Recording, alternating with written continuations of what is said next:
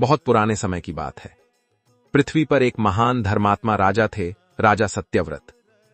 वे प्रतिदिन प्रातःकाल नदी के किनारे बैठकर आचमन करते और भगवान विष्णु का स्मरण करते थे। एक दिन जब वे जल लेने के लिए अंजलि भर रहे थे, तभी उनकी हथेली में एक छोटी सी मछली आ गई। वह कांपती हुई बोली, राजन, मुझे बचा लीजिए।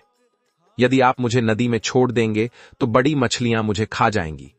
राजा को उस पर दया आ गई। वे मछली को अपने कमंडल में रखकर आश्रम ले आए। पर आश्चर्य, अगले ही दिन वह मछली इतनी बड़ी हो गई कि कमंडल छोटा पड़ गया। राजा ने उसे तालाब में डाल दिया, लेकिन वहां भी वह और बड़ी हो गई। फिर नदी में छोड़ा, वहां भी समा न सकी। अंत में उसे समुद्र में छोड़ना पड़ा। तभी मछली ने कहा, राजन, अब आप मुझे पहचान गए होंगे। मैं कोई साधारण मछली नहीं, मैं स्वयं भगवान विष्णु हूं, मत्स्य अवतार में।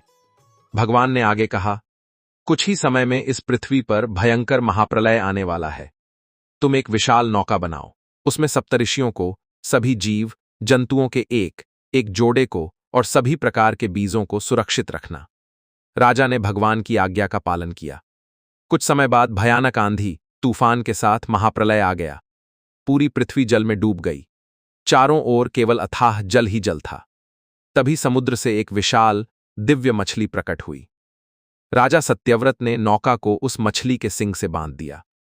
भगवान मत्स्य उस नौका को सुरक्षित दिशा में ले जाते रहे, जब तक जलप्रलय शांत नहीं हो गया और पृथ्वी फिर से प्रकट नहीं हुई। इसके बाद भगवान विष्णु ने राजा सत्यव्रत को आशीर्वाद दिया और उन्हें नया युग प्रारंभ करने वाला राजा बनाया।